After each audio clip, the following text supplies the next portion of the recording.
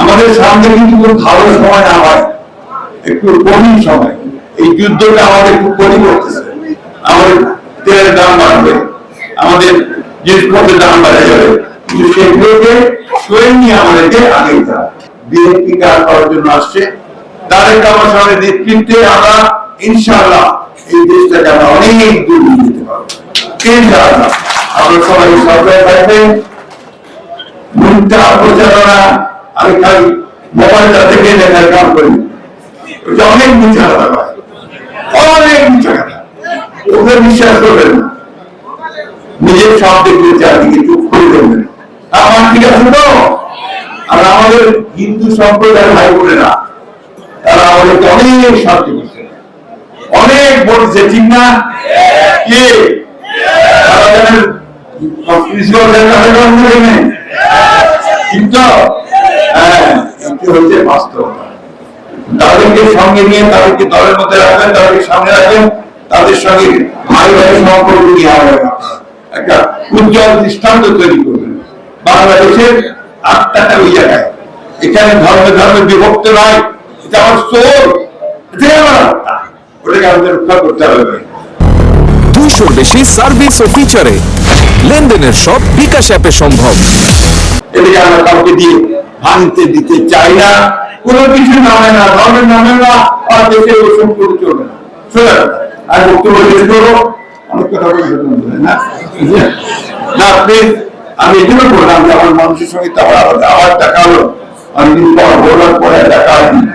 এরপরে ইনশাআল্লাহ আমাদের রায় করে আমি চাই যে আপনাদের বিএনপি নেতারা যারা ঠিক রাস্তায় হবে,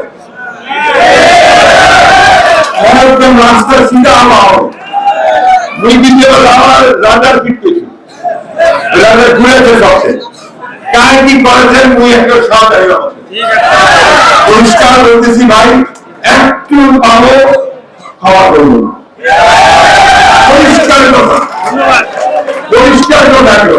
নেতৃত্ব যাবে, আইনগত ব্যবস্থা নেওয়া হবে। আপনাদের সকলে ভালো থাকেন, সুস্থ থাকেন। আমরা যখন ইলেকশন করি তার আগে আমরা সমস্ত কিছু আমরা নিয়েছি আপনাদের কাছে, তাই না? এই যে রাস্তা, তারপরে আপনার হাটবাজারের উন্নতি, স্কুল কলেজগুলোর উন্নতি, মাদ্রাসার উন্নতি, প্রাইমারি স্কুলের উন্নতি। অনেকগুলো প্রাইমারি স্কুল আছে তারপর বিল্ডিং এ নাই, আছে না? ওই আপনার হাওড়ার হাট থেকে এখন আপনি ওই দিক সিদ্ধান্ত যে আবার রাস্তাটা একদম ধ্বংস খারাপ হয়ে গেছে, খারাপ হয়ে গেছে, রাস্তা পুরো খারাপ। এই জায়গাগুলো আমরা সব চিহ্নিত করছি। আমরা এগুলো আমরা কি কি কাজ করতে হবে প্রত্যেকটা ইউনিয়নে, এগুলো আমরা সব তালিকা করছি। আমরা ইতিমধ্যে আমার মন্ত্রণালয়ের মধ্যে পড়ে এটা, আমরা ইতিমধ্যে ডিসি সাহেবরা, ইউনিয়ন সাহেবরা আমাদেরকে সব সাহায্য করতেছেন। আমরা এগুলো ইতিমধ্যে আমরা প্রজেক্ট নেওয়ার চেষ্টা করছি যাতে করে এই রাস্তাঘাট আমরা ব্যবহার করতে পারি।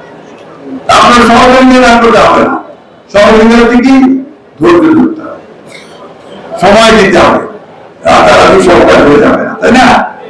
আর শৃঙ্খলা আনতে হবে।